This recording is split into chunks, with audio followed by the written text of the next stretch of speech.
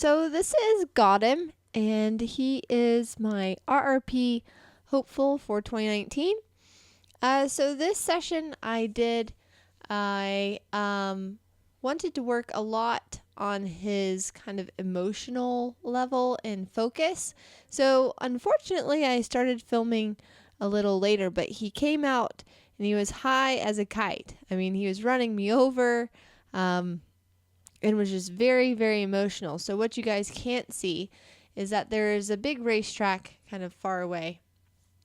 And it can be a little difficult, especially for the off-the-track thoroughbreds, to kind of keep their mind about them. So again, he's been kind of a high emotional, high adrenaline kind of dude. So working on just getting kind of control of his feet, softness in his body, and a little bit of focus. So right now I'm just working on softness with the halter. And there I get some good looking chews, and then I try to make sure I give him a good release of walking away, and then I might do a little bit more of a little body control, a little respect right there, so he pays attention to my space. And then I go about kind of throwing the rope, because when I would do anything of any type of pressure, he would go to 0 to like 50 pretty quickly. So this is already an improvement. And again, I apologize. I wish I had turned the video on a little bit sooner so you could have seen kind of the difference. So this is all the things that I like to go through on the ground, yielding the hindquarters, getting that hind leg to really cross under, really helps them unlock their back and their pelvis. So he has had a fair amount of tension in his back, which would lead to bucking and being very tense and uptight. So this work is really good in just getting the body to get supple and relax. So you see, he kind of was very distracted and didn't pay attention when I added pressure, and it took a couple of taps with the rope for him to go, oh yeah, you mean go forward. And then again, you could see he'll kind of go really forward and get a little spiked in his adrenaline because he's just not focused or connected. But he's getting better and better, so he's getting softer.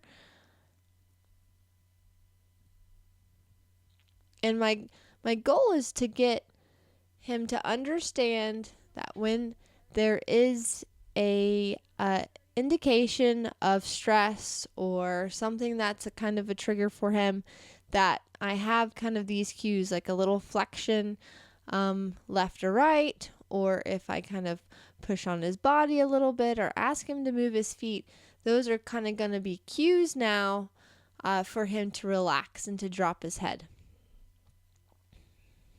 And so again, it was really soft. He crossed really well under his body with the hind legs, and so gave him a good release, and now I'm getting some good looking chews. We're stopping and backing a little bit better, trying to use minimal pressure. And while I want his head to kind of go down in like grazing mode, I'm wanting him to stay a little focused on me. So I'm not quite ready to let him just go and eat grass and kind of ignore me as I'm doing a little bit more of the focus work and connection work. So I'm asking him to do things like, again, I'm asking for the yield, and I'm putting just a little bit of pressure right here on the neck. And what you can't see kind of in the distance is now there's a thoroughbred that's being jogged up to go head to the track. So his adrenaline is about to pop up, and he's going to start to be a little distracted and want to get a little emotional about it. And then my chihuahua is trying to come protect me. So I had to take a minute to direct her out of the way, which is good because it gives him a little bit of time. And the key as well is when his emotions go really high, I make sure that I stay really low and calm. Like, it doesn't bother me at all. I'm going to kind of stick to getting him to focus, getting him to soften, kind of wanting him to soften in the neck a little bit. His head goes really high, and you can feel the tension. His body will just be like a solid rock, but it's starting to soften up a little bit more. And then I get the lick and chew. So that was actually a really good exercise for him, just in this short amount of time that I had working with him. And now he's starting to really mirror up a little bit. And when I back up, he's willing to back up. And again, I get kind of glimpses of connection with him. So I'll feel when he's connected, and then, you know, he gets a little off in the clouds and wants to pay attention to everything else. But I go back to just walking around, changing direction, making him pay attention to his feet. Getting him to soften and move, cross over the front legs so I have control of the front end. And then I ask for a little trot, which is increase in energy. You can see he got a little excited, but he came right back down. And again, I'm trying to do just lots of different simple exercises, flexing left or right. And here you'll see I put a little pressure on his neck to get that muscle to relax, because right now he's distracted. And then he dropped his head. Anytime he would drop his head, as I would press on that muscle to lift it up, because that takes the tension away, he'll drop his head, and then he can go into a more relaxed mode.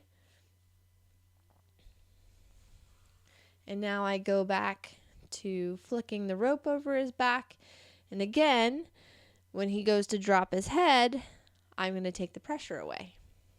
And then I get a couple more lick and chews. And now he's like, okay, I'm just going to eat grass now. But now he's being soft on the halter.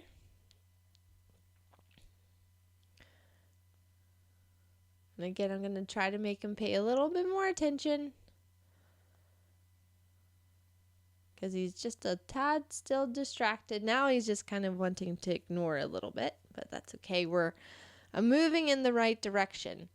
So, and again, I go ask him for the trot again. There, he just thought he would stop and kind of eat grass. So I'm just going to ask for a little crossover. And again, I feel like now I'm getting that head to really swing. As he starts to walk, it's hanging low. I'm going to play a little bit more with the rope on the legs. Because for him, anything that suggested any type of energy, or you didn't really even have to suggest energy, he would just go all the way up to the top, the highest level energy. And so my goal here is to just get him to soften up. And again, he was a little distracted. You could see both ears were pointed away from me. And so I was just putting my hands on him. And anytime I feel like they're just kind of like a block, you kind of, when you want to put your hands on the horse, you want to feel like they're going to melt a little bit and just soften. So I went to press a little bit on the rib cage again, like what I would do when I would ride, where my leg would go, to engage kind of that rib cage and softening of the muscles. I'm going to ask for it again. You see he's a little distracted, but he comes back around a little bit. And I'm doing just lots of the little things. Asking for those crossovers, getting the backing up, moving our feet left and right, getting a little bit of flexion here and there. Asking for those muscles to soften and relax so we can be in a nicer place, because this is where I want to teach him to be. So then when other things that happen that are out of our control, he can feel like he has control. Because by doing these things, by asking him and to release to the certain pressures that I give, he's going to have that feeling that, okay, well, if I go into this state, kind of everything is nice. That was a really good moment there. So I'm going to try to give him a rub. Anytime he loses his focus, I'll just redirect a little bit.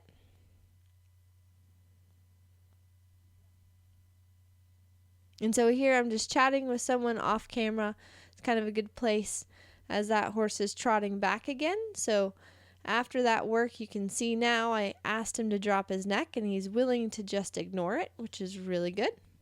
So I thought that was a good place to kind of end out in the big field.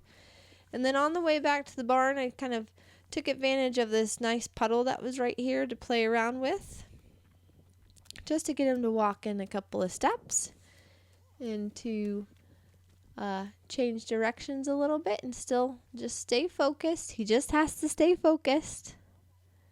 I'm going to ask for a couple of backs right here. Just a couple of steps to soften.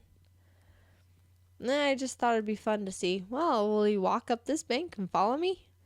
He sure did. So he's a good, brave boy. But then after that, he kind of went, hey, that was really fun. And then his adrenaline went up and he got a little bit excited. So now I'm going to take a little bit of the time right here, just in the little flexion, to get him to come back down.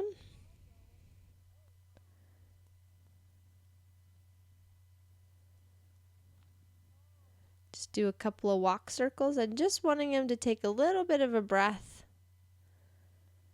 and to just pay attention to me, because again, it was just that one little up in the energy, and then I lost him for a little second.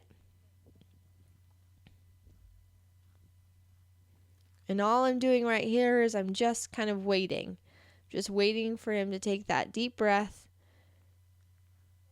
And he dropped his head and did, and then that's where I decided to quit, and it was a good day.